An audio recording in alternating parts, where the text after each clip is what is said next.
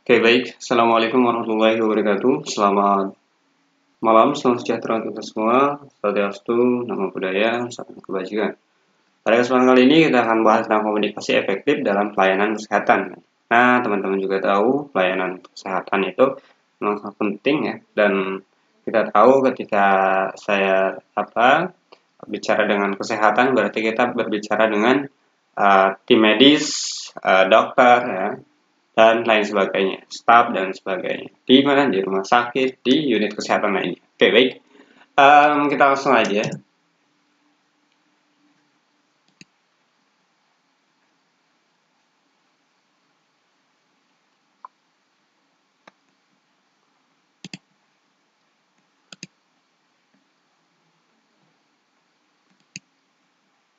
Kita masuk ke pendahuluan atau awalan gitu ya.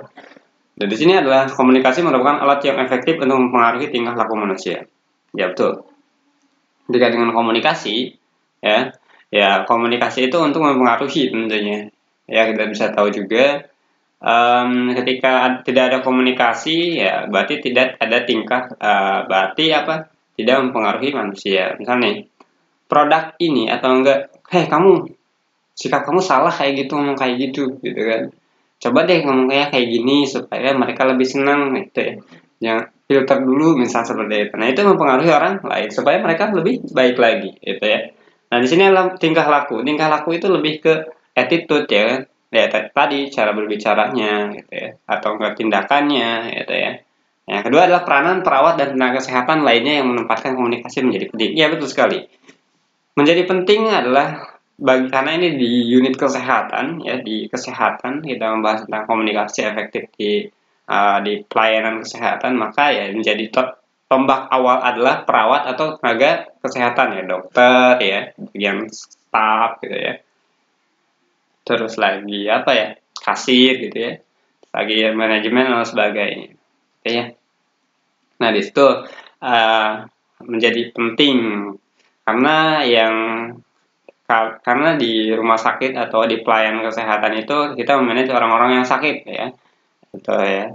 Terus lagi kita apa namanya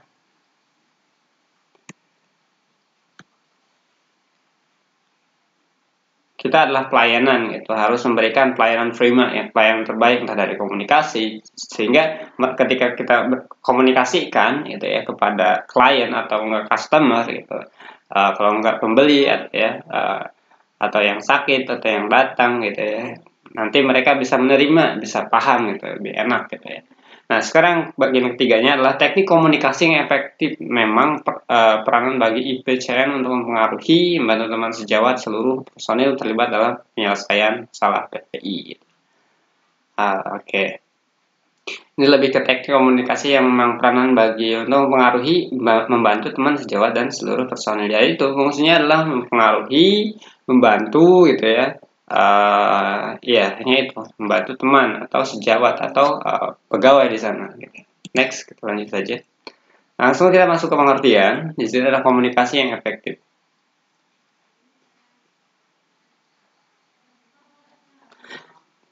Efektif dan komunikasi dan efektif. Artinya apa? Komunikasi adalah proses penyampaian atau berbagai informasi gitu ya. Kita menyampaikan informasi gitu ya, atau ini lebih ke proses penyampaian ya, atau berbagi informasi ya, pikiran, perasaan melalui lisan, tulisan atau bahasa tubuh. Nah, bahasa tubuh juga itu termasuk komunikasi. Ya, kita bisa lihat orang-orang yang nggak bisa berbicara gitu ya, mereka menggunakan bahasa tubuh gitu ya, gitu. Nah, di sini adalah proses penyampaian ya. Proses penyampaian itu adalah komunikasi ya. Jadi ya kita menyampaikan kepada atasan kita gitu ya informasi, atau atasan menyampaikan ke bawahannya, itu termasuk informasi gitu ya. Ya, bisa berbagi apa aja di situ, berbagi informasi ya, bisa juga pikiran ya. Pikiran itu ide gitu ya. Ide misal nih, gimana kalau kita adain rapat seminggu sekali gitu, atau enggak gimana kalau kita perbaiki di bidang A, itu kan termasuk pemikiran juga, lebih ke pemikiran itu ya berarti ide atau gagasan gitu ya. Dan perasaan ya, oke di sini ada perasaan, iya betul sekali, komunikasi untuk berbagi informasi, pikiran, perasaan ya, perasaan melalui lisan ya atau tulisan atau bahasa tubuh ya, itu dia.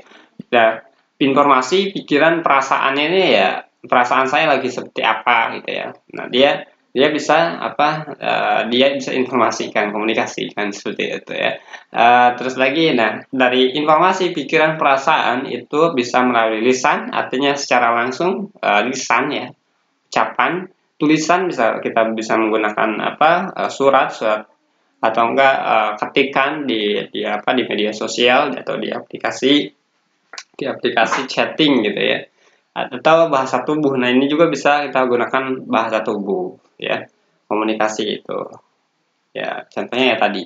Terus lagi sekarang masuk ke efektif menurut bahasa KBBI ya, menurut bahasa Indonesia ya, artinya berarti apa, adanya efeknya gitu ya, artinya efeknya itu ya ada kejelasannya gitu, efek gitu, akibat ada efeknya dari proses tadi gitu ya.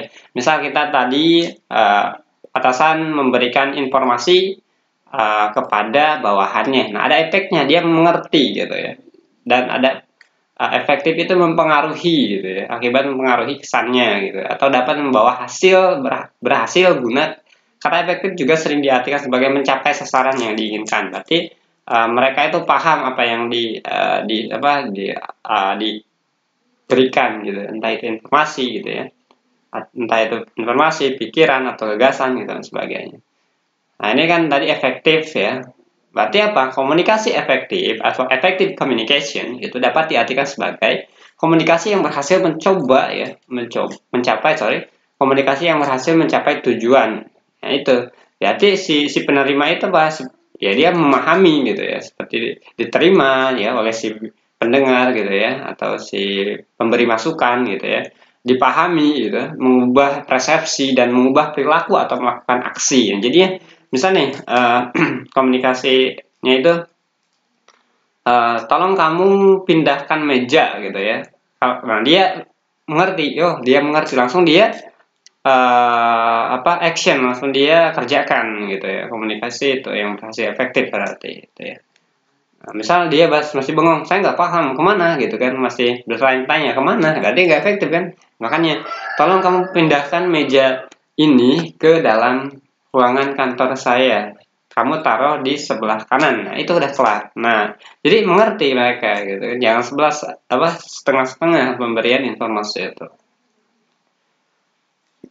Seperti terima, dipahami ya, mudah dipahami, mengubah resepsi dan mengubah perilaku atau melakukan aksi. Nah dia lakukan aksinya gitu ya.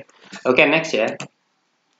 Nah di sini ada contoh atasan ya menegur anak buahnya, di mana artinya apa? Artinya atasan sedang mempengaruhi anak buahnya agar menjadi sadar, bersikap dan bertekad atau berjanji untuk memperbaiki kinerjanya. Oke. Misalnya atasan menegur, kamu maaf ya, kamu kemarin ini ketika nggak ada orang sih ya, atau enggak dipanggil ke kantornya gitu kan. Kamu kemarin ini belum ngerjain ini yang saya suruh, coba deh sekarang kerjakan gitu ya. Saya butuh sekarang gitu kan, dan sebagainya. Pokoknya atasan sedang mempengaruhi anak buahnya ya, memberikan informasi ya, kamu tolong dong diperbaiki gitu ya, untuk perbaikan supaya kita bisa solid kerjasama ya. Nah di sini ada gambar, subjek ini orangnya, ini objeknya itu tujuannya. Jadi sini anggap bosnya mempengaruhi anak buahnya gitu ya. Kamu besok pergi kemana gitu, pergi ke Jakarta ya, kamu ambil berkas gitu atau seperti itu. Nah berkas ABCD misalnya itu di kantor yang di Jakarta gitu. Kata si objek agar mau berpikir, bersikap dan bertindak. Nah iya katanya dia, terus lagi tolong kamu buatkan suatu proposal ya kan, kata si bos ya. Saling mempengaruhi atau komunikasinya seperti dari bos ke anak buah. Terus lagi si anak buah ini mengerti gitu, berpikir, terus bersikap dan bertindak. Nah, ada tindakannya di sini, gitu ya. Itu artinya komunikasi yang efektif. Nah, dia mendapatkan timbal balik sesuai keinginannya, gitu ya. Oh, dia betul. Berarti tadi saya suruh ambil berkas di Jakarta, berkas ABCD. Nah, di sini ada pesan media hasil. Nah, berarti medianya sesuai dengan keinginan, gitu ya. Hasilnya ada, gitu ya. Dan pesannya. Itu si pemberi pesan. Medianya apa? Mau itu secara langsung, tadi ya, entah itu via teknologi, gitu ya. Sekarang lebih mudah. Oke, next ya. Nah, di sini ada komunikasi terjadi bila ada interaksi antara subjek dan objek. Nah, ini dia mengerti, si objek ini mengerti. Dia subjek itu memberikan informasinya secara struktural atau panjang gitu, atau jelas gitu ya, efektif namanya. Sehingga terjadi pemahaman bersama. Si A paham atau si subjek paham, si objek paham. Oke ya. Kita next saja. Kita masuk ke keuntungan komunikasi yang efektif nih. Pertama, memahami kita dalam membantu seseorang. Nah, ketika ada komunikasi yang efektif ini, jadi Jadi kita membantu seseorang untuk memahami gitu ya. Oh, kamu kurang paham ya? Ya udah saya ulang lagi. Gitu ya. Terus lagi membantu kita dalam memecahkan masalah, yaitu dengan komunikasi itu kita akan memecahkan masalah, kita runding gitu ya. Oke. Terus kalau ada masalah kita rundingkan, jadi permasalahan itu terselesaikan atau terpecahkan. Tadi memahami kita dalam membantu seseorangnya. Jadi kita harus memahami dulu seseorangnya. Oh, ini mudah nggak sih orang gitu? Mengerti enggak sih gitu? Ya udah kita sampaikan gitu. Makanya post lead itu penting. Takutnya seseorang itu nggak paham, maka kita harus bisa membantu seseorang itu supaya lebih mengerti lagi. Ada timbal baliknya. Si bos udah menyampaikan, dia bisa menerima masukan gitu ya. Terus membantu kita dalam memecahkan masalah, itu dia. Karena dengan komunikasi pasti kita bisa memecahkan masalah. Kalau tidak ada komunikasi udah masalah ya tetap aja salah gitu kan. Oke.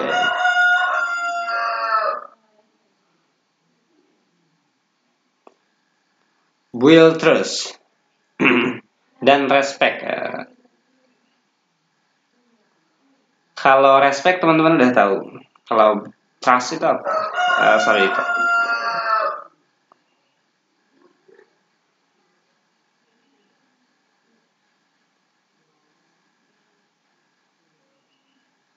Respect itu ya, jadi ada timbal baliknya gitu. Oh, teman-teman itu respect sama kita gitu ya. Artinya dia mengerti apa yang kita utarakan, kita informasikan gitu. Ada timbal baliknya, hasilnya ada gitu.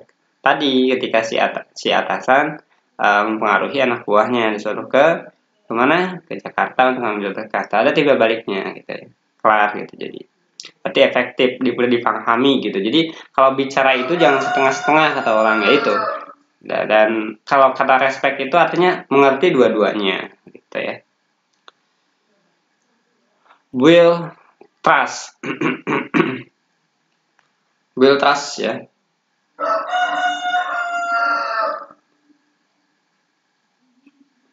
Will trust itu mempercayai. Berarti trust ini adalah percaya. Jadi saling mempercayai. Ketika ada komunikasi gitu ya, kita lebih mempercayakan atau mempercayai gitu ya. Percaya kepada seseorang penanggung jawabnya. Dan respect itu tadi tadi saya sudah jelaskan, respect itu adalah saling bekerjasama gitu ya. Respect itu. Nah, kembali langsung ke 4 sekarang, membentuk lingkungan yang menyenangkan. Nah, dengan keuntungan komunikasi yang efektif tentunya yaitu membentuk lingkungan yang menyenangkan. Ya gak gimana menyenangkan kalau kita bisa ngobrol gitu ya. Komunikasi dengan atasan, bawahan dan sebagainya. Itu akan membentuk lingkungannya akan menjadi lingkungan kekeluargaan. ketimbang kita nggak ada komunikasi atau komunikasinya nggak sehat gitu. Orang kan pusing, nyebelin ini orang gitu kan, nggak jelas gitu kan. Ya, sekarang lebih ke efektifnya sama-sama menerima dan mengerti gitu ya, apa yang dibicarakan dan apa yang diterimanya gitu ya. Jadi mudah dipahami, efektif itu mendekatkan dan meningkatkan hubungan kita dengan orang lain. Itu keuntungan atau manfaat dari komunikasi adalah mendekatkan dan meningkatkan hubungan kita dengan orang lain. Kalau nggak ada komunikasi, mungkin kita ya akan acuh. Makanya hidup itu kita harus bisa berkomunikasi, apalagi dengan orang baru. Supaya apa? Supaya bisa mendekatkan kita gitu ya, bisa mendekatkan kita gitu ya, bisa meningkatkan hubungan kita dengan orang lain gitu. Karena arti komunikasi itu ya sangat penting intinya gitu ya. Oke, next ya. Nah, ini adalah proses komunikasi. Di sini ada si ibu dan si bapak.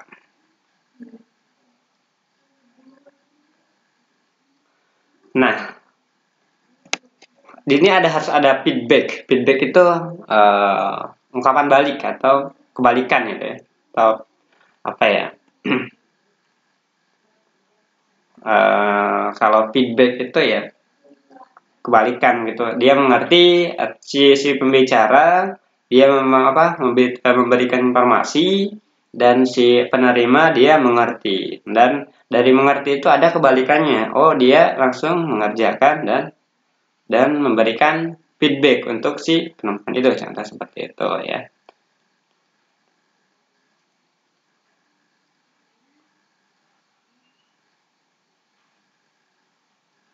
Nah, sini ada encoder dan decoder.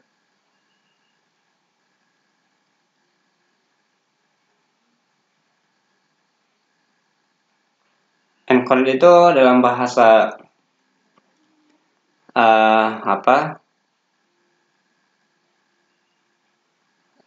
dalam bahasa Inggris itu adalah menyandikan ya. Berarti bukan sandi, ini lebih ke ke ekspresi hidupnya, sandi dalam hidupnya hati. Di sini ada ekspresinya. Bagaimana sih berbicara itu, ekspresinya gitu ya. Gitu ya. Ada ekspresinya gitu. Harus santai, tenang. Attitude-nya harus dijaga juga, dan kita memiliki skill apa yang ingin kita utarakan, ingin kita ucapkan informasi, misalnya public speaking. Lebih ke kesehatan, kita harus tahu bagaimana menyapa orang gitu ya. Kalau di kasir gitu ya, bagaimana menyapa, bagaimana attitude yang harus kita miliki gitu ya, bagaimana persepsi kita gitu ya. Nah, untuk komunikasi ini ya, kita bisa menggunakan message atau pesannya itu melalui ya, entah itu menulis gitu ya, dengan tulisan, dengan email, dengan web, dengan foto gitu ya. Nah, dengan verbal nanti kita akan tak ketahui ekspresinya orang ini, apakah lagi marah dan sebagainya gitu ya. Nah, sehingga kita mengerti gitu. Ada emotnya muka merah, ini santai aja gitu. Fire, decoder, expression, attitude, skill, reception. Nah, sama ini juga ya. Kita next saja lah untuk proses. Nah, ini tahapan komunikasi yang baik. Si input information. Jadi dia the message, the reception, dia si penerima. Dia harus mampu atau tahu dulu informasinya gitu ya. What I mean, apa yang saya ingin lakukan gitu ya. Nah, dia akan memberikan informasi ke si ini, ke behavior output, dikeluarkan informasinya ke si reception ya, atau orang. Nah, dia akan berbicara, bisa menggunakan speaking atau berbicara dengan writing, dengan menulis, grafik, dengan dengan gambar atau video kan tadi ya. Misalnya kalau ada gambar kan dilarang dilarang masuk gitu kan, udah tahu mereka gitu ya. Tapi dalam komunikasi. Nah, ini jadi si the messenger ini yang memberi pesan ini, dia akan memberikan pesan ke si entah itu si customer ataupun si tenaga kesehatan lainnya, entah staff dan sebagainya. Nah, bisa dengan speaking, writing, graphic, dan video gitu ya. Tata cara masuk ke ruangan ICU misal. Ada videonya tuh gitu ya. Dan dia mengerti. Itu jadi ketika dia mengerti, sama-sama mengerti, maka ini adalah komunikasi yang efektif. Next ya. Di sini ada banyak tips yang diberikan para ahli komunikasi untuk melakukan komunikasi efektif. Yang pertama, menggunakan bahasa yang mudah dimengerti. Jadi bahasa yang mudah dimengerti itu jangan bahasa yang baku gitu atau bahasa Inggris gitu ya. Sebagian bahasa Inggris. Saya sering mendengar ketika di TV entah film ya, ngomong bahasa Indonesia dicampur bahasa Inggris gitu. Kalau kita lagi memberikan informasi ya mungkin kita lebih ke bahasa yang mudah dipahami saja gitu. Entah itu bahasa Indonesia, semuanya bahasa Indonesia gitu ya. Gitu ya. Jadi mudah dimengerti nantinya. Bahasa tubuh yang sesuai.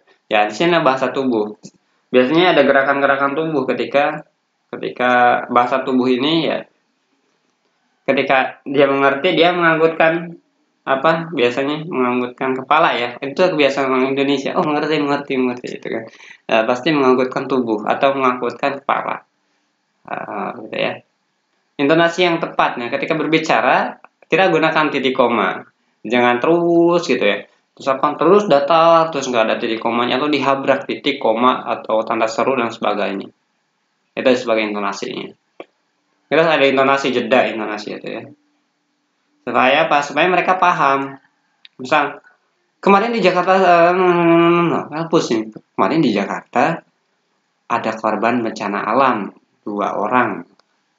Mereka dilarikan ke rumah sakit. Gitu ya. Gitu kan, itu rumah sakit ABCD gitu. Kontak mata, nah ini harus saling tatap menatap ya, jangan menunduk ketika ngasih informasi, jangan menunduk gitu ya, ngaco gitu kan. Kita harus kontak matanya, kita harus tatap matanya ya, seperti itu. Supaya apa? Supaya mereka juga, oh dia menatap saya, dia menghargai saya. Dan ekspresi wajah yang pas ya, jangan marah atau ya, ngapain marah gitu kan. Kecuali memang lagi marah. Maksudnya ketika memberikan informasi kita harus bisa mengekspresikan wajah yang pas ya, santai, senyum gitu ya. Ngajak ngobrol orang gitu ya, masa cemberut gitu kan, mukanya kayak kesel gitu, jangan. Termasuk menjadi pendengar yang aktif, active listening. Jadi termasuk tadi ya, menjadi pendengar yang aktif, jadi active listening. Aktif yang berbicara. Next ya. Di sini ada formula 7C, komunikasi efektif mengandung 7C ya. Pertama, completeness atau lengkap ya. Jadi complete ini adalah lengkap. Komunikasi itu harus lengkap ya. Menyampaikan fakta-faktanya. Jadi informasinya tersampaikan keseluruhannya gitu. Menyampaikan semua fakta yang diperlukan oleh penerima. Gitu. Jadi yang tadi misal Hidayat, kamu tolong pindahkan meja ini ke kantor saya. Nah, kantor kan masuk kantor, bingung dia taruh di mana, makanya kantor saya terus ditaruhnya sebelah kanan gitu ya. Nanti ada misal ada dispenser di situ, taruh aja di situ, dekat situ. Nah, jadi itu efektif, dekat gitu ya. Jadi clear sampai sampai ujungnya gitu. Dalam dunia jurnalistik, kalau kita mengetahui ke dunia ya entertain atau enggak berita jurnalistik, itu berita membawa acara, kelengkapan informasi dirumuskan dalam 5W plus 1H apa gitu ya. Misalnya informasinya apa ya? Apa? Pindahkan meja. Siapa? Meja siapa? Meja bos saya, misal meja si A gitu. Kapan? Ya, sekarang gitu sana. Kemana? Ke kantornya. Kenapa? Ya, sampai kenapa juga gitu kan? Karena menghalangi jalan misal, atau enggak untuk apa ya? Untuk penaruhan kopi gitu dan sebagainya. Oh, bagaimana? Kamu bawa dari sini langsung ke sana, naik ke terus lagi masuk ke sana, terus nanti ada pintu yang namanya direktur utama terus kamu masuk aja, nggak ada orang di sana gitu ya, gitu. Nah itu kan paham ya, jelas. Kalau di jurnalistik dia lebih menggunakan 5W plus 1H untuk pembuatan berita atau komunikasi gitu ya. Tadi apa gitu kan, siapa, kapan, when, kapan, where, di mana, why, kenapa, bagaimana gitu ya. Terus lagi science ya, ringkas. Nah dia lebih meringkas, menggunakan sedikit mungkin kata-kata ya, jangan terlalu banyak kata-kata bertele-tele, itu bikin pusing orang. Banyak banget katanya kata-katanya, pada intinya mah sedikit, gak banyak uraiannya gitu kan ya. Lebih diringkaskan kembali, menghindari menggunakan kata-kata yang berlebihan atau tidak perlu. Pesan singkat lebih menarik dengan mudah dipahami. Gunakan kalimat seefektif mungkin ya, seringkas mungkin ya, mudah dipahami mungkin. Jadi kata-katanya nih, ringkas itu gunakan kata-kata yang yang menghindari berlebihan. Kata orang tuh lebay gitu ya. Oke, next ya. Formula 3C, masih tentang Formula 3C. Sekarang adalah consideration atau penuh pertimbangan. Memperhatikan sudut pandang orang lain, pola pikir, tingkat pendidikan, minat, kebutuhan, kepentingan, dan emosional. Nah, kalau kita lihat dari pendidikannya, masuk ke sini jadi.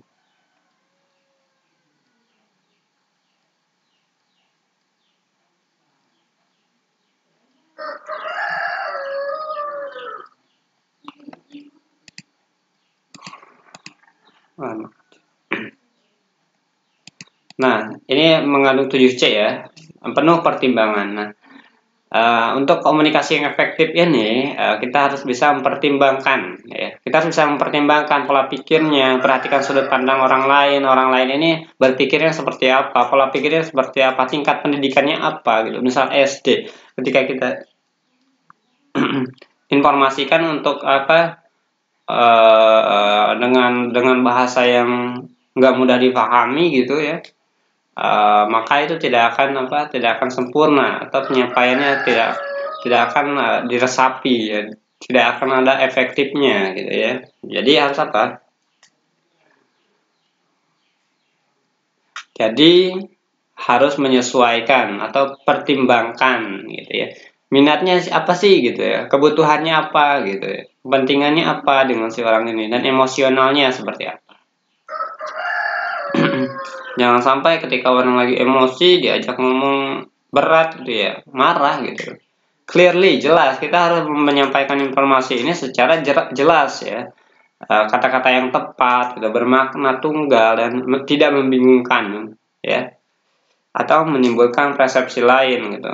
Tolong misalnya nih, kalau nggak jelas, tolong kamu bawa meja ini ke kantor saya. Itu kan membingungkan, saya taruh di mana ya gitu kan pertanyaannya.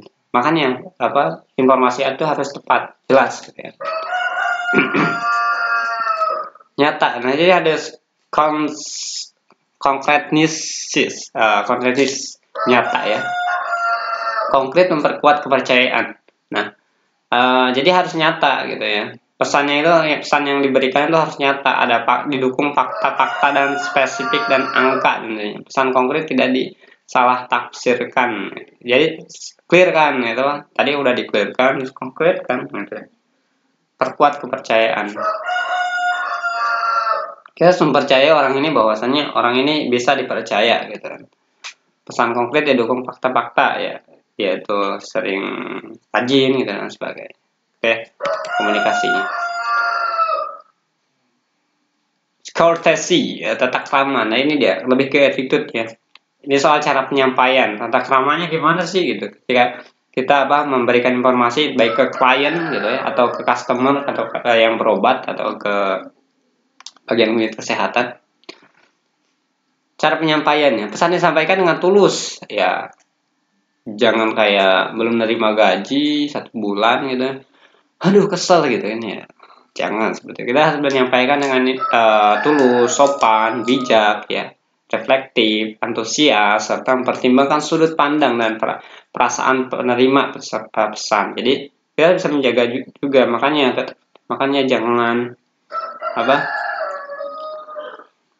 Ya, makanya sesuaikan attitude kita gitu. Makanya attitude ini adalah kita harus bisa sopan santun ke seluruh orang, ke semua orang gitu.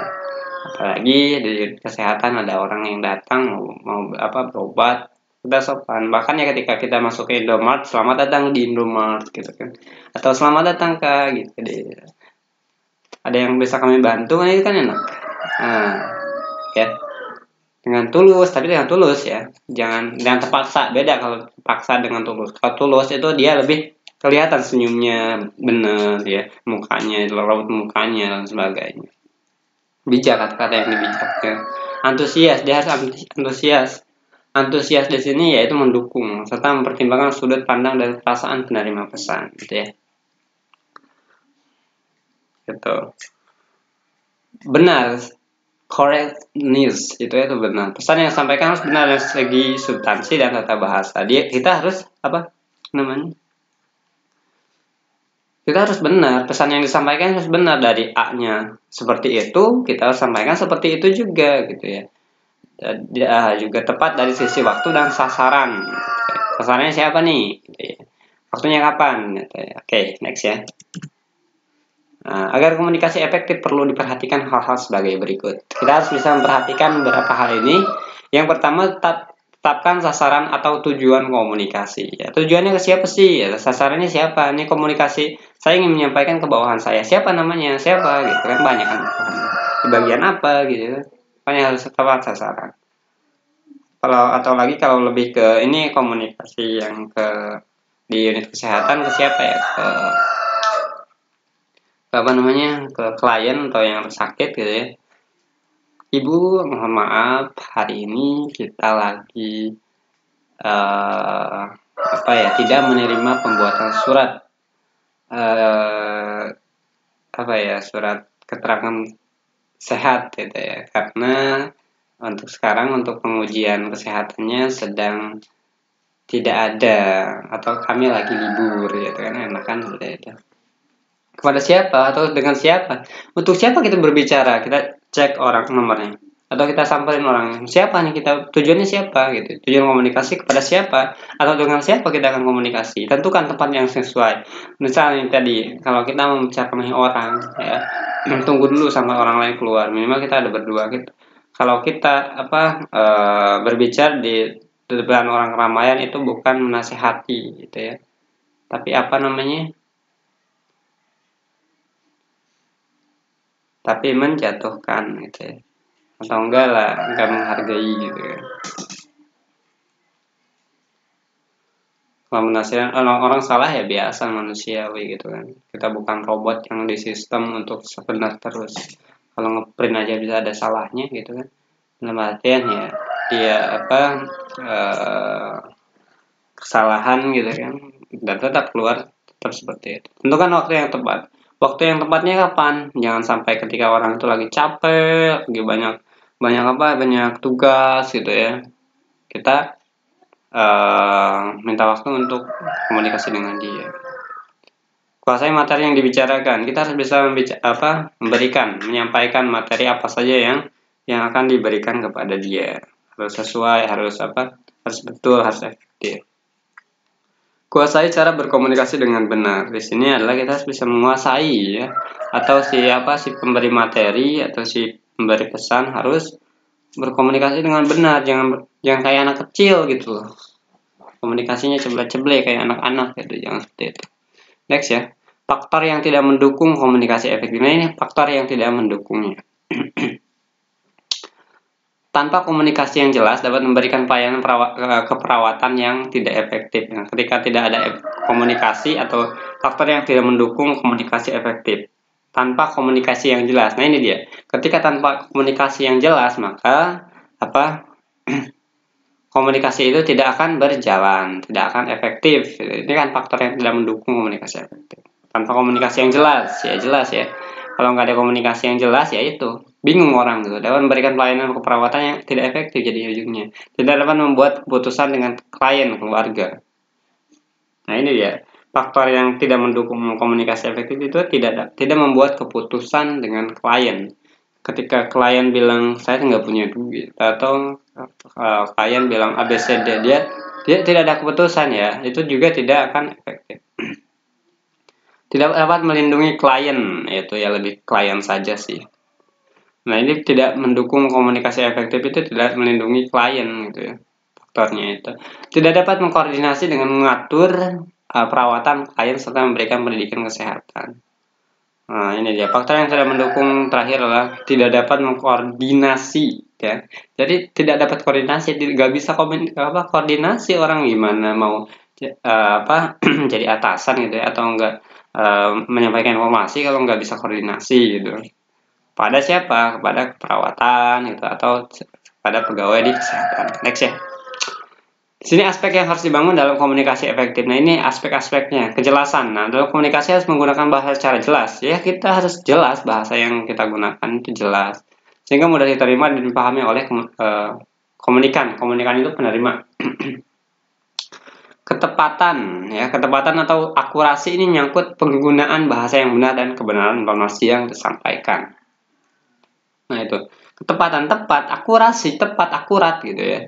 Menyangkut bahasa yang benar dan kebenaran informasi yang disampaikan. Jadi real ya, jadi informasinya itu real gitu, jangan ketika informasi A di B kan ya salah gitu ya. Nah, ini dia untuk membangun komunikasi efektif. Konteks, konteks ini maksudnya adalah bahasa dan informasi yang disampaikan harus sesuai dengan keadaan dan lingkungan di mana komunikasi itu terjadi gitu ya. Konteks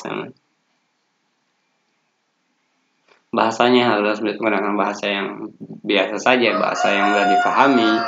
Informasi yang disampaikan harus sesuai dengan keadaan. Ketika dia bilang atasan bilang misal ya, situasi kita lagi kurang baik ya, dia bilang ke bawahannya situasi kita lagi baik, waduh gitu. Nah, makanya jangan seperti itu. Lingkungan di mana komunikasi itu terjadi di mana gitu kan. Oke, next ya. Aspek di sini ada budaya. Ini mempengaruhi juga ya, bangun. Aspek ini berkaitan dengan tata krama ya, tata krama dan etika. Budaya seperti apa sih ya? Budaya itu termasuk ke etika, tata krama juga kaitan dengan etika. Etikanya itu attitude ya, etika itu ya sikapnya. Artinya apa? Dalam berkomunikasi harus menyesuaikan dengan budaya orang yang diajak komunikasi, baik dalam penggunaan bahasa verbal maupun non verbal, agar tidak menimbulkan kesalahan persepsi.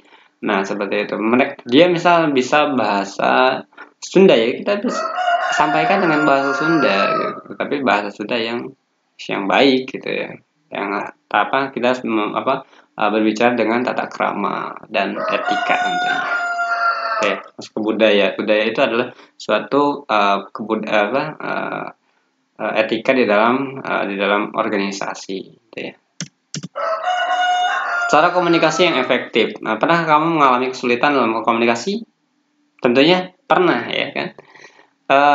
Apa yang jadi kesulitan? Lupa ya, biasanya lupa gitu kan. Sering bingung atau hanya melongo ketika kita mendengarkan. Kalau kalau bahasa yang digunakannya adalah bahasa yang tidak kita pahami, pasti melongo. Itu apa sih? Saya harus nyari dulu nih kosakatanya gitu.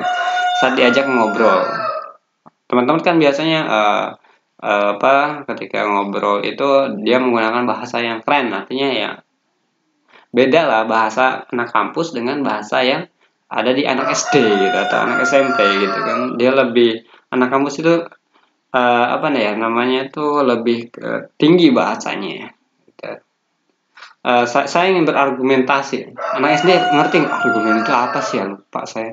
Waktu SD itu saya sekolah argumentasi apa ya? Ya mungkin pendapat. Bisa dikatakan dengan itu saya berpendapat bahwasanya ini. Nah, itu telat, tapi saya berargumentasi ya, orang tidak mengerti, jadi melongo jadinya kan. Nah, itu dia. Itu sih hal biasa ya, tapi ada baiknya mari kita cari solusi yang tepat. Next ya. Apa sih komunikasi itu ya? Tadi komunikasi adalah dasar kita untuk berinteraksi dengan orang lain ya, saling berkomunikan ya. Ada informasi yang disampaikan, ada yang diterima gitu. Namun kebanyakan orang cenderung menjadi komunikasi sebagai interaksi semata. Nah, iya.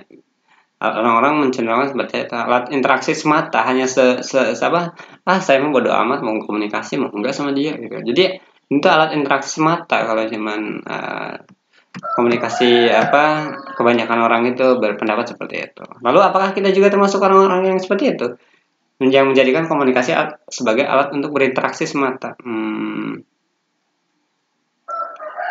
Ya, tergantung gitu ya. Iya. Berinteraksi semata gitu. Oke, next ya. Look at this. Kita lihat di sini. The scanner. Pokoknya ini ada masukan dan penerimaan. Feedbacknya ada. Dia mengerti. Hi afraid, how are you? How is your sister? Siapa nama sister kamu? Di sini hi afraid, how is your sister? Kata si sender ini si pencari informasi, memberi informasi, atau si pemberi sender, kata dia hi afraid, how is your sister? Bagaimana kabar saudara perempuan kamu? Di chat atau di message ya, di pesan. Kata dia, oh, she is fine, dia baik. She just had a baby, dia sedang mengurus babynya atau anaknya. Terus kata dia, feedbacknya apa? Oh, fine. Nah, itu dia komunikasi ini. Ya. Dia mengerti. Oh, pertanyaannya itu bagaimana keadaan saudara perempuan kamu? Kata dia, baik, gitu aja. Dia sedang mengurusi bayinya, sedang bersama babynya. Oke, jadi komunikasi antar manusia bukan hanya sekedar bicara, sekedar menulis, menyapa, bukan itu aja, tapi lebih ke informasi. The communication process nih. Oke, next ya. Oke, komunikasi adalah bagaimana cara kita memahami orang lain seutuhnya sehingga kita saling mengerti apa yang menjadi keinginan dan kebutuhan orang lain. Lalu gimana sih caranya menjalin komunikasi yang efektif? Text easy, let's we learn it. Mari kita belajar. Oke, itu aja yang bisa saya. Oh, masih ada ya? Nah, di sini ada komunikasi yang efektif. Bagaimana cara menjalin komunikasi yang efektif? Nah, di sini ada mengenali pola komunikasi efektif. Efektif komunikasi scale. Di sini ada pesan dikirim dan interference. Terus ada feedbacknya, ada responnya gitu. Interference itu feedbacknya itu ya pesan kembali gitu. Jika seseorang memberikan pesan kepada seseorang lain, ada feedbacknya atau ada responnya atau ada balasannya, maka itu bisa dikatakan komunikasi. Tapi jika komunikasinya searah ya, dia baru memberikan informasi kayak pengumuman, itu juga berupa informasi, cuman nggak ada feedbacknya. Paling mereka hanya mengerti saja karena informasi atau pengumuman itu kan hanya untuk komunikasi searah. Ini ada message ya, pesannya kita kirim ke interface penerima, dan ada si penerima memberikan feedbacknya atau responnya. Seperti tadi, seseorang menanyakan kabar si saudara perempuannya, dan si penerima pesan dia mengabari bahwasanya saudaranya itu baik dan dia sedang mengurus bayinya. Okay, next ya. Secondly, speak and listening to be carefully. Oke. Di sini adalah mendengar dan berbicara. Pembicaraan akan efektif dengan mengenai sasaran. Sasarannya siapa? Jika kita mampu mengerti informasi dengan jelas, mendengarkan, kemudian memberikan umpan balik, berbicara dengan cara baik dan santun. Ini tentang ke speak ya, berbicara dan mendengarkan. Mendengar dan berbicara. Pembicaraan akan efektif, ini akan efektif dan mengenai sasaran jika kita mampu mengerti informasi dengan jelas. Nah, kita dengarkan ya, oh iya, jelas kan, ngerti. Kalau kupingnya lagi nggak baik ya, nggak bakal jelas. Atau enggak kupingnya ada yang nempel gitu, entah headset atau apa gitu. Kemudian memberikan umpan balik, berbicara dengan cara yang balik dan santun. Misalnya ada yang tadi bertanya ya, komunikasi. Nah, gitu ya. Komunikasi itu ada timbal baliknya gitu ya. Misal tadi mendengarkan, terus kemudian berbicara. John, kamu kemarin pergi ke rumah si A ya? Oh iya, saya pergi ke rumah si A, terus di sana saya main sama si A apa terus lagi renang di sana seru deh katanya. Nah, itu ada umpan baliknya. Speak dan listening ya, berbicara dan mendengarkan. Dan ada umpan balik. Nah, sekarang ada komunikasi interpersonal. Komunikasi interpersonal ini lebih ke apa namanya? Artinya komunikasi yang terjadi antara dua individu atau lebih dan pesan berisi verbal maupun nonverbal. Nah, ini adalah komunikasi antara dua individu atau lebih dan pesan berisi verbal maupun nonverbal.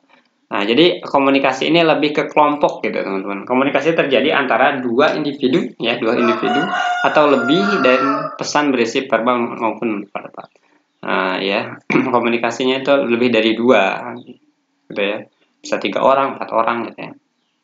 Komunikasi yang digunakan kegiatan sehari-hari dan penting untuk kehidupan sosial dengan tujuan dapat untuk bertukar pikiran. Nah, ini dia interpersonal ini.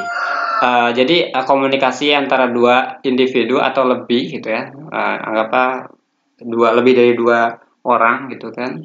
Nah, ini untuk apa sih tujuannya? Untuk bertukar pikiran gitu ya, membantu menyelesaikan masalah. Jadi ada seseorang yang meminta pendapat, saya memiliki masalah A, B, C, D. Nah, mungkin kita rundingkan atau kita rapatkan untuk anggapannya. Interpersonal itu seperti itu. Dapat membantu membuat keputusan. Nah, ini lebih keputusan.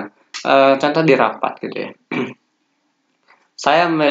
Kita sekarang di mana ekonomi kita lagi menurun dan dampaknya terhadap perusahaan.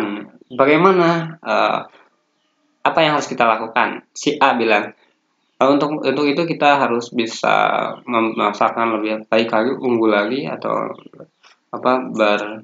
kedua ada yang bilang bagaimana untuk saat ini kita rumahkan saja pegawai sebagian untuk untuk menstabilkan ekonomi kembali. Ketika udah ekonomi stabil baru kita masukkan kembali. Nah, ada yang seperti itu dan dapat melakukan tindakan yang sesuai dengan kehidupannya gitu ya. Entah itu tadi bertukar pikiran, menyelesaikan masalah, membuat keputusan gitu ya. Melakukan tindakan yang sesuai dengan kehidupannya. Oke ya, next ya. Tadi nah sekarang tadi kan ada verbal non verbal. Non verbal itu kata kerja, verb itu kata kerja. Yang dimaksud dengan komunikasi non verbal adalah isyarat, tekanan suara, penggerak tubuh, ekspresi wajah dan penampilan fisik. Nah, ini komunikasi non verbal namanya ya. Komunikasi non verbal itu lebih komunikasi non verbal ini adalah isyarat ya.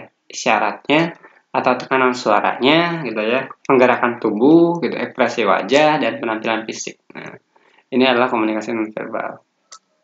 Tubuhnya bergerak ya, ekspresi wajahnya seperti apa, senang, bahagia, senyum dan sebagainya. Penampilan fisiknya itu seperti apa, itu komunikasi non verbal. Non verbal itu hanya isyarat doang. Pada dasarnya komunikasi dengan menggunakan bahasa tubuh lebih mudah diterima dan dicerna oleh penerima pesan dibandingkan dengan komunikasi verbal. Komunikasi non verbal ini lebih ke bahasa tubuhnya atau ke tubuhnya saja. Dia membarengin dengan supaya apa? Supaya lebih dipahami.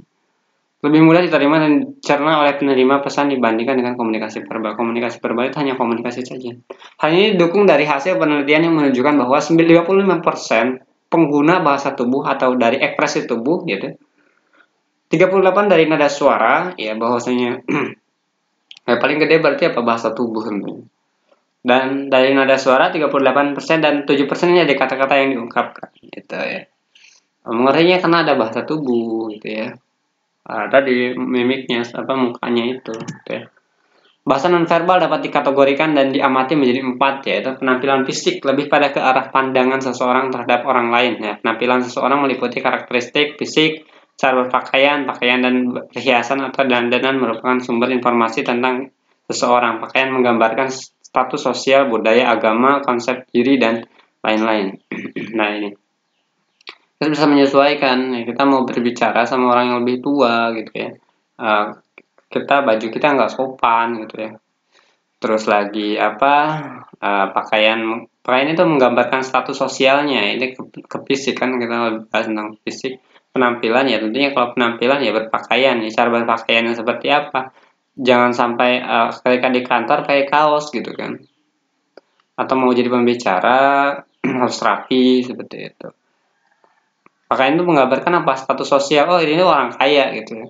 oh ini orang nggak punya gitu ya. Budayanya, oh budayanya kok kayak barat-baratan ya, orang kayak orang Korea gitu kan bajunya. Salah lah masuk ke sini gitu kan. Ini di situs pondok misalnya seperti itu. Agamanya, oh dia Islam kok dia pakai bajunya segitu ketat banget gitu ya. Konsep dirinya dan lain sebagainya. Oke lah, termasuk lagi ke jarak ya. Prinsip setiap orang punya jarak untuk berkomunikasi tergantung pada kenyamanan dan kedekatan hubungan. Nah ini jaraknya nih, prinsip setiap orang tuh punya jarak untuk berkomunikasi tergantung pada kenyamanan dan kedekatan hubungan. Ada yang ngobrol itu dekat banget, ada yang jauh. Ya, tergantung jarak, tergantung pada kenyamanannya gitu ya. Jarak merupakan isyarat yang umum digunakan saat melakukan hubungan antara dua orang. Ya. Jadi jarak itu ya pembatas ya. Untuk melakukan hubungan antara dua orang. Biasanya hal ini berhubungan dengan norma, sosial, budaya, dan adat istiadat. Ada yang ngomong deket banget ya. Wah, bahaya juga sih kalau deket banget gitu kan. Okay, next ya. Bahasa. Nah, kita masuk ke bahasa. Masih bahasa gerakan tubuh. Gerakan tubuh, gerakan tangan, gerakan kaki, gerakan kepala, ekspresi wajah, misalnya tersenyum, ya, gembira, kotak mata, dan postur tubuh. Gerakan ini bisa memberi makna tertentu yang artinya tergantung dari budaya di mana bahasa itu berlaku. Nah, itu ya gerakan tubuh ini jadi apa? Jadi tolak ukurnya juga. Sentuhan dapat dilakukan saat individu melakukan pertemuan pertama kali ya. Hei kamu gitu kan ketika ada temennya, hei ditepak gitu kan pertama kali, ya iya kamu kemana kabarnya dan sebagainya ya. Konsep kesentuhan adalah dengan jalan melakukan jabatan tangan, ada jabatan tangan, ada yang ditepak gitu ya, atau menggunakan sikap terbuka. Sentuhan merupakan awal dan dasar dalam melakukan komunikasi. Iyalah sentuhan atau nggak ditepak atau jabatan tangan terus dia ngobrol ini panjang lebar. Oke ya. Faktor yang dapat mendukung komunikasi efektif. Nah, faktornya apa sih? Ya, dalam profesi keperawatan, komunikasi menjadi lebih bermakna karena merupakan metode utama dalam mengimplementasikan proses keperawatan. Misalnya ya, ketika ada pemberian keperawatan, informasi untuk keperawatan tentang apa gitu, merawat pasien. Bagaimana merawat pasien seperti ini, atau ya, dan memberikan pelayanan prima terhadap pasien tersebut. Itu mendukung komunikasi efektif. Faktor yang dapat mendukung komunikasi efektifnya apa?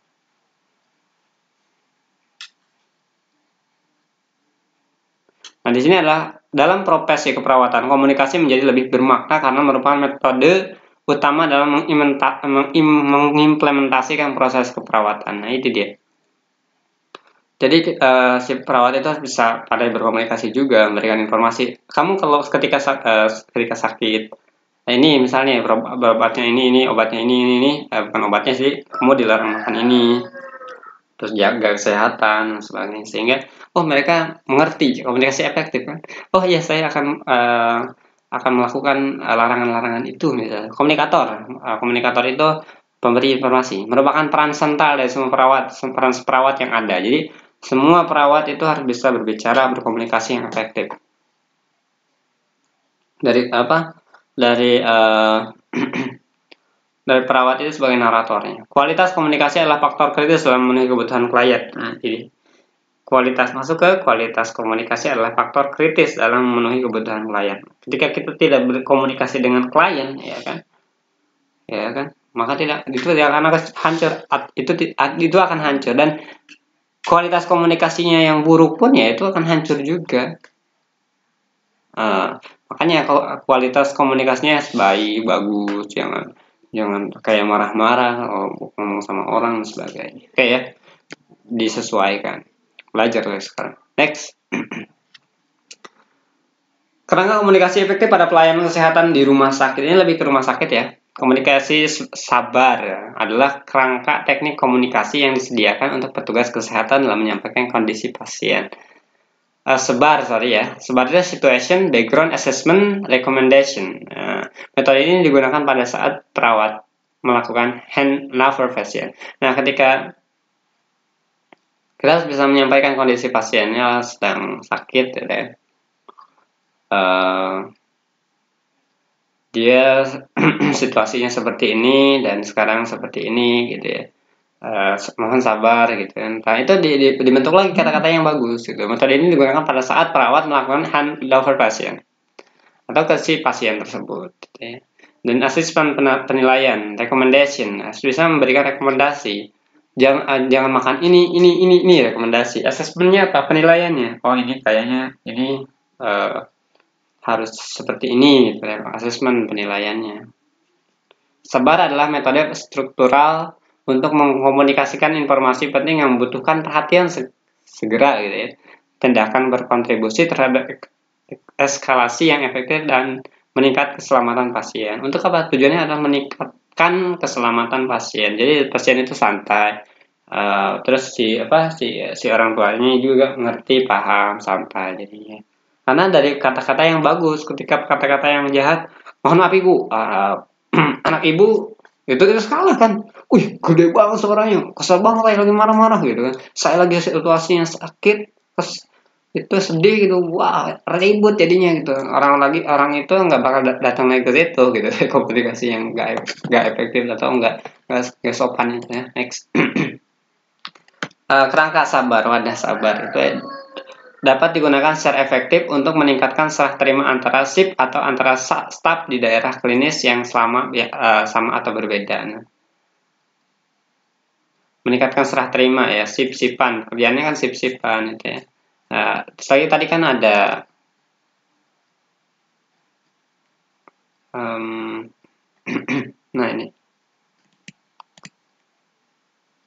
nah ini situation. Nah, ini bisa menggambarkan situasinya gitu ya. backgroundnya dia itu backgroundnya ini pendidikannya A, seimbang ya, dia masukkan di SIP 2, asesmennya penilaiannya bagus, nilainya bagus, penanganannya bagus, rekomendasinya ya kita rekomendasikan untuk menjadi pegawai di SIP 2 itu seperti itu. Bagian manajemen ya, untuk tadi nih, untuk yang ini kerangka ya antara staf daerah klinis.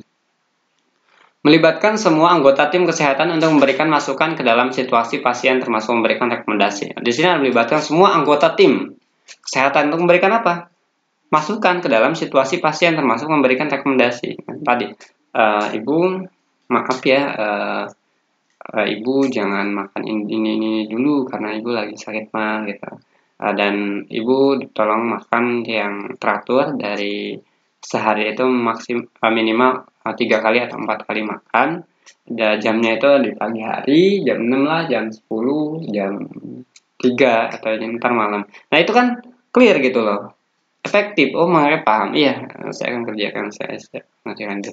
Sabar itu memberikan kesempatan untuk diskusi antara anggota tim kesehatan atau tim kesehatan lain. Ini lebih ke manajemen. Kesempatan diskusi. Bagaimana untuk mengembangkan rumah sakit ini? Pelayanan di kita seperti apa? Dan lain sebagainya. Nah, kita diskusikan. Nanti akan ada hasilnya. Bagaimana ketika pelayanan itu, maksudnya kita diberikan pelatihan untuk cara berkomunikasi yang baik terhadap pasien. Gitu. Nanti itu diapresiasi, oke, gitu kan, dan sebagainya. Keuntungan dari penggunaan metode SBAR. Kekuatan perawat berkomunikasi secara efektif. Nah itu dia, terstruktural itu. Dokter percaya pada analisa perawat karena menunjukkan perawat paham akan kondisi pasien. Jadi si perawat itu datang ke dokter. Dok, si A ini dia sakitnya panas gitu ya. Karena si perawat itu kan udah tanya-tanya dulu. Pusing. Itu kira-kira penyakit apa? Oh, si dokter tuh, itu diare harus atau apa gitu, saya nggak ngerti lah. Memperbaiki komunikasi sama dengan memperbaiki keamanan pasien. Nah, itu dia. Jadi kalau di rumah sakit kan pasien itu adalah orang yang rajanya gitu. Kita harus bisa memberikan excellent service, pelayanan terbaik. Pertama di sini adalah memperbaiki komunikasi sama dengan memperbaiki keamanan pasien. Nah, itu dia. Ketika komunikasinya hancur, ketika si dokternya bilang ini kasih obat A, B, C, D, misalnya. Kalau nggak ada komunikasi, ini kasih obat ini ya, dia kan bingung. Kasihnya itu berapa kali sehari gitu kan, dan sebagainya. Makanya komunikasi efektif itu penting gitu ya. Dan memperbaiki keamanan pasien dari obat tersebut. Oke. Metode SBAR sama dengan SOP, yaitu Situation Background Assessment Recommendation. Oke. Yang tadi. Komunikasi Bagaimana kondisi atau situasi orang ini? Backgroundnya seperti apa? Kedirinya seperti apa? Asesmennya seperti apa? Penilaian dari dokter, dari perawat seperti apa? Rekomendasinya harus seperti apa kan? Gitu ya. Nah itu harus diberi obat ini. Gitu. Komunikasi efektif sabar dapat diterapkan oleh semua tenaga kesehatan. Ya, okay, next ya. The Joint Commission reports that investing the communication with the health care setting and care will to enforce safety. Nah, keamanan. Kita membicarakan bisa memikirkan keamanannya. Kualitas kesehatan dan patient outcomes ya, kualitas kesehatan ya. Next ya, ini bahasa Inggris. Tipe komunikasi efektif saat hendak berkomunikasi di dalam kelas. Nah, ini lebih ke kelas ya. Memahami dengan benar maksud dari pesan yang akan disampaikan. Ya, kita harus bisa memahami dengan benar maksud dari pesan yang akan disampaikan itu apa gitu. Misalnya temanya adalah keberhasilan Indonesia, kalau di kelas ya, keberhasilan Indonesia atau enggak di tempat sakit. Cara memberikan komunikasi, cara berkomunikasi dengan pasien. Cara seperti ini. Contoh seperti itu. Jadi sampaikan. Mengenali komunikan audiens. Nah, kalau di kelas kan banyak orang ya. Kita harus tahu dulu audiensnya itu seperti apa. Entah itu dari kalangan anak-anak, bapak-bapak atau orang tua gitu ya. Sehingga ketika kita candakan dengan hal-hal yang sekarang, dia nggak akan paham kalau anak-anak orang tua zaman dulu misalnya. Ya, sehingga kita dapat mengira bahasa atau kata yang bagaimanakah yang dapat dimengerti secara mudah oleh audiens. Nah, mulai dari pendidikan juga terpengaruh gitu kan. Oh, pendidikannya SD, kita bisa memberikan kata-kata yang sangat-sangat mudah dipahami. Gitu ya. Menyampaikan informasi, pesan dengan jelas dan tidak bertele-tele. Nah, ini dia. Jadi setiap kendala dari public speaking atau komunikasi yang efektif adalah penyampaiannya itu muter-muter ya, bertele-tele, tapi pada intinya pesannya satu itu, misalnya seperti itu. Ya udah langsung to the point kata orang itu, jangan bertele-tele, langsung to the point saja.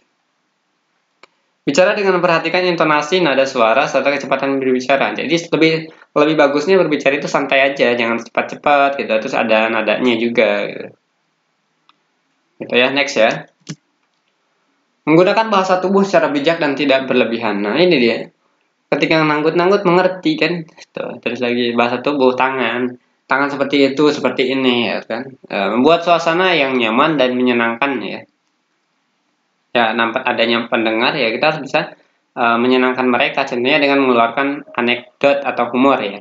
Humor ini yaitu candaan ya kan. Tadi disesuaikan dulu dengan ini tuh kalangan anak-anak gitu kan, atau kalangan apa, disesuaikan dengan humor yang ada gitu ya, agar audiens tidak merasa tegang atau jenuh gitu ya, happy mereka jadinya. Bila perlu gunakan alat bantu yang sesuai dengan proses komunikasi yang dilakukan. Jadi kita harus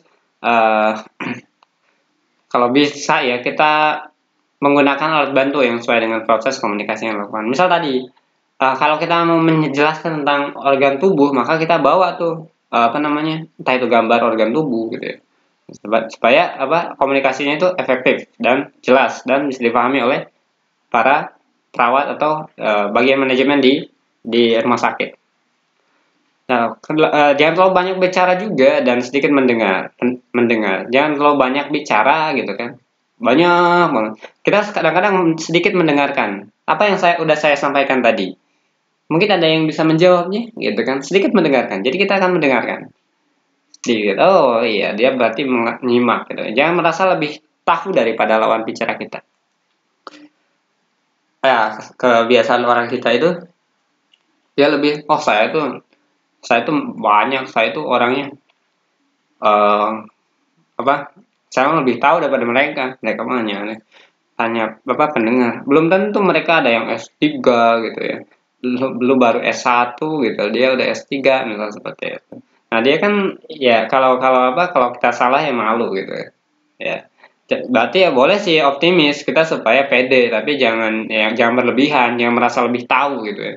Ketika ada si pendengar itu berpendapat bahwasanya salah seperti itu, ya kita terima aja. Oh iya, mungkin karena saya lupa gitu dan sebagainya. Oke, next ya.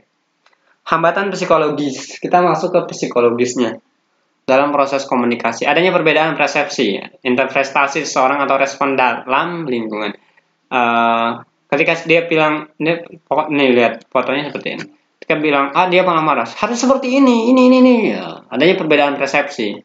Nah, hambatan psikologis, dia mempengaruhi psikologinya. Wah, ini orang, saya udah nggak mau lah ngasih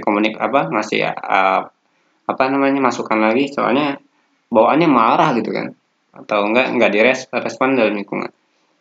Terlalu cepat menyimpulkan. Nah, ini dia. Kesimpulannya seperti ini. Harusnya kita dengar dulu panjang kan. Adanya pandangan stereotip ya. Pandangan yang salah, kurangnya pengetahuan.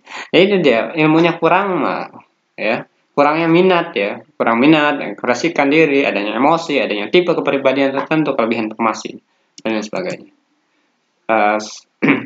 Supaya lebih cepat kita kesimpulan aja ya. Berkomunikasi adalah tindakan ya, atau keinginan untuk meminta, mengajak, menyuruh. Tindakan itu apa aja? Meminta, mengajak, menyuruh, memberikan, membujuk, menjelaskan, menjual, membeli. Keinginannya apa? Supaya meminta agar mau memberi gitu. Keinginan agar mau memberi, agar mau ikut, agar mau mengerjakan gitu ya. Jadi tindakan meminta ini keinginannya agar mau memberi, meminta agar mau memberi. Tindakan mengajak agar mau ikut gitu ya. Tindakan menyuruh itu apa? Agar mau mengerjakan. Tindakan memberikan agar mau menerima. Tindakan membujuk agar mau menuruti. Dan tindakan menjelaskan agar mengerti, dia mengerti. Tindakan menjual agar membeli, agar mau membeli. Ya kan, ketika sales itu tindakannya, komunikasinya, ini barang ini harganya murah 2000-an, berarti dia otomatis mengajak untuk membeli. Menjual ya, membeli, dan membeli agar mau menjual. Oke. Waduh, kesimpulan lagi. Enggak. Kesimpulan, komunikasi yang efektif dan efisien meningkatkan produktivitas kerja. Betul kan? Ketika efektif, kata-kata berbicaranya itu jelas, ringkas, mudah dipahami, maka akan meningkatkan produktivitas kerja. Meningkatkan efektif berhasil mencapai tujuan seperti diterima, dipahami, mengubah persepsi, dan mengubah perilaku atau melakukan aksi. Timbal balik ya, komunikasi yang efektif itu. Komunikasi efektif dalam pelayanan kesehatan, di layanan kesehatan dapat meningkatkan pasien safety. Ya. Jadi keselamatan untuk pasien. Jadi kita komunikasi ketika si dokter, tolong kasih obat A. Kalau nggak ada komunikasi, nggak tahu, dia nggak dikasih obat, mati orang lah. Contoh seperti itu ya. Hindari miscommunication ya. Kita harus bisa menghindari miscommunication. Contoh di sini, bapak-bapak menggunakan baju yang perempuan ya, itu gara-gara komunikasi yang salah gitu ya. Ini lucu nih ya. Next ya. Thanks for your attention. Oke, terima kasih kepada teman-teman semua telah mendengarkan presentasi yang saya buat, dan semoga apa yang saya berikan bermanfaat untuk kita semua dan memberikan ilmu tambahan untuk kita semua. Terima kasih, itu saja yang bisa saya sampaikan. Demikian saya akhiri. Terima kasih, tetap semangat dan mari upgrade diri kita. Terima kasih.